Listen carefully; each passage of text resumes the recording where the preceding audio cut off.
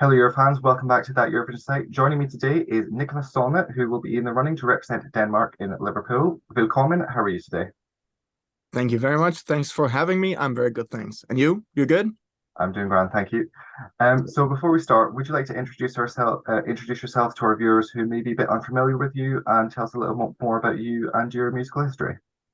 Of course. My name is, yes, as mentioned, Nicklas Sonne, and I've been playing music since I think I was 6 years old. I've pretty much grown up with music, and I started playing drums when I was 6, 7 years old, and just kept playing. I got introduced for the more rock and roll side of music when I was a little kid as well, and I've always like felt drawn to the more not aggressive but more impactful music that is rock music, but I've always loved the melodies from the pop music as well. So I've always tried to like combine these things. And once I grew older, I kept playing, and I got introduced for some cool people who liked my music, and I ended up like playing with supporting act, and I was a supporting act for Rammstein and Metallica here in Denmark. I've been on some European tours as well as touring in Japan, and everything music wise just evolved and evolved as I kept going and going for my dreams of just playing music. Um, Thank you for your explanation. So starting with just a simple question, what's your earliest memory of Eurovision? I'm my what? Sorry, Your earliest memory of Eurovision. my earliest memory of Eurovision. Um, what is that? I think I was sitting on the couch with my parents when the brothers Olsen won the Danish one when I was a little kid. I think that's the earliest memory, and I think that song was very. It's a very memorable song, so that's probably why I remember it so much. But I remember that. A good one for a day to remember. So you've been confirmed as participant for just under a week now. What's been your biggest surprise since being announced as part of DMGP? Um, well, it was a surprise that I was chosen, I think, because it's the first time there's gonna be rock music in the Danish edition. And I was just like, when I contacted the people that, decides who joins, I was just like being, well, doesn't it need some rock and roll? And it was not a joke. I really wanted to join, but I didn't think that I would actually join. So the biggest thing for me still is actually just that I'm a part of this. So it's still something that I'm trying to comprehend. So as you've touched on, freedom doesn't really sound like anything Denmark has sent before. It's quite a very different energy. Does Denmark's lack of history with hard rock and metal in the contest, did it put you off sending a song in, or did it make you more have more of a desire to put freedom in? Well, I've always been like the opposite of many other Danish people. Danish people can be like, oh no, you can't do that because that's a different genre or a different segment of music or these things. But I've always been like, well, if it's a possibility for me to share my music and my messages with people that I deliver through my music, I'm gonna pursue that channel. I don't really care which channel it is. So, when I released my solo album late last year, I got the idea again. I had the idea of contacting the people a couple of years ago actually, but I did it then because I was only me and didn't have a band, so I decided everything myself. And I just decided that, well, there hasn't been any rock music in the Eurovision Danish model, and our Scandinavian friends are doing it. So I was just like, well, we need to do it as well. And the genre in Denmark, rock, is very underrepresented. You know what I mean? And we don't have many channels in the radio, and everyone is playing pop music. We only have like one or two rock channels. So it's not a very mainstream genre, and I feel kind of sad about that, obviously, but I know that it's a very big underground culture here in Denmark, so it's a very popular genre, but not on the mainstream channels. And I figured, well, this is the perfect way to get myself and my music and my messages out there, but also to like fight a little fight for rock and roll on the mainstream channels in Denmark. So was freedom explicitly written for Eurovision, or was it a song that you thought that you'd written that you thought would be good for the contest?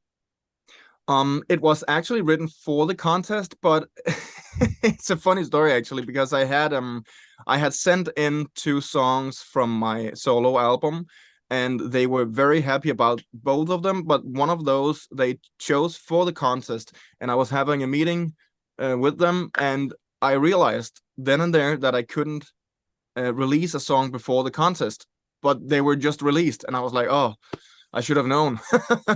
And they were a bit sad about that, and they were like, oh, you can come back next year with another song. And I was like, no, wait, I'm just gonna write one that's even better. So I went home and wrote another song, and that was Freedom, and I delivered it to them the same evening. So it was written then and there in the moment, in with the energy and the intuitiveness for the contest. Yeah. So with that, the quick thinking for the writing, did you write it in the typical style that you would, or was the fact that you're writing it for Eurovision that is typically doesn't have lots of rock and things like that in it, affect how you were writing it? Were you toning it down, or were you just putting all, your entire rock Yeah, energy into it? yeah, I understand the question, and it's a question that I've been getting a lot, because the rock and roll fans are a bit worried that I'm just kind of undertoning what I really do, and I'm not undertoning what I'm doing normally, but I think that this is the core of what I'm doing normally.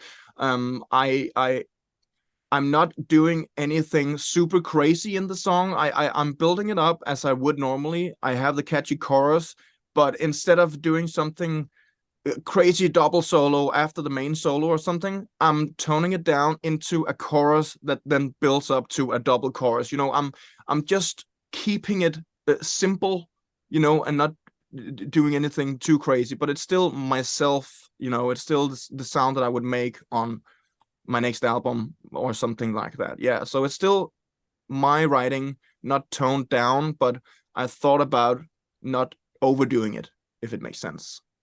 So with Eurovision, you do have a limit of 3 minutes. If that limit weren't in place, do you think you would have gone for all those extras that you just talked about, or you still would have went the same way? Yeah,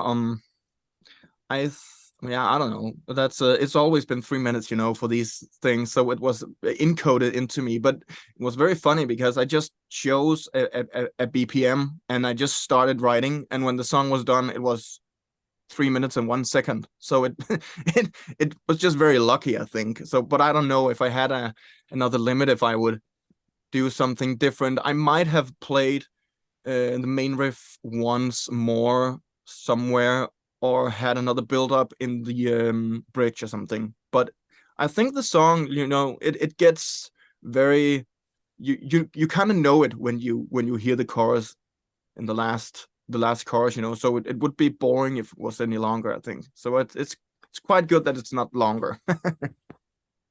So you aren't just a singer, you are also a drummer and a guitarist. So in Eurovision, playing instruments live is forbidden. As someone who is an instrumentalist yourself, how do you feel about that rule? And would you, if you could, would you change that rule?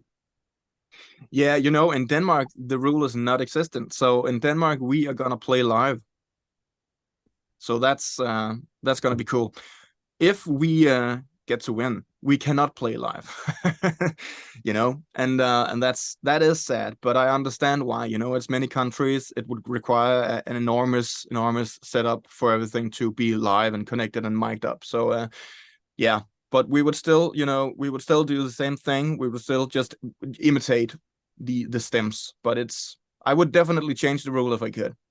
I think live music is it's kind of what it's about, the craftsmanship behind the musicians. I think that's lacking. So you've previously stated that elsewhere that you count musicians in groups such as like Metallica, Alice Cooper, and Judas Priest, which are obviously metal and hard rock, as some favorites and people that have influenced you. So, despite really Eurovision lacking that sound, are there any acts that have performed in Eurovision that you consider have influenced you, or that you love at all, or anything like that? Well, I not directly, but as I mentioned earlier, it's I just love the good melody. And you know what Eurovision songs really do well is the melodies. So in that sense, I am inspired by all of them because the melodies are very catching. So yeah. So Denmark's fortunes in Eurovision in recent years haven't been very good, to say the least. Did those previous results like affect your desire to participate in the contest at all, or was that just not an issue for you? Not at all. I'm not nervous. You know, I'm no, not at all. So that's bring us to the end of the interview. But I do just have one final question for you. Yeah. Excluding any rule about length of time, instruments performed, or anything like that, and they couldn't say no. If you could take any musician band from Rock and Roll Hall of Fame history and perform with them at Eurovision, who would it be? James Hetfield from Metallica. Yes, for sure. An excellent choice. And that's all we have time for. Just a reminder that you'll be able to watch Nicklas perform Freedom in the final of Dansk Melodi Grand Prix on the 11th of February, and that his song is available to listen now, and you can listen to it on the link below. You can also follow him at Nicklas.Sonne on Instagram. Thank you so much for joining me today, and Helga Mika for next month. Thank you so much. Thank you.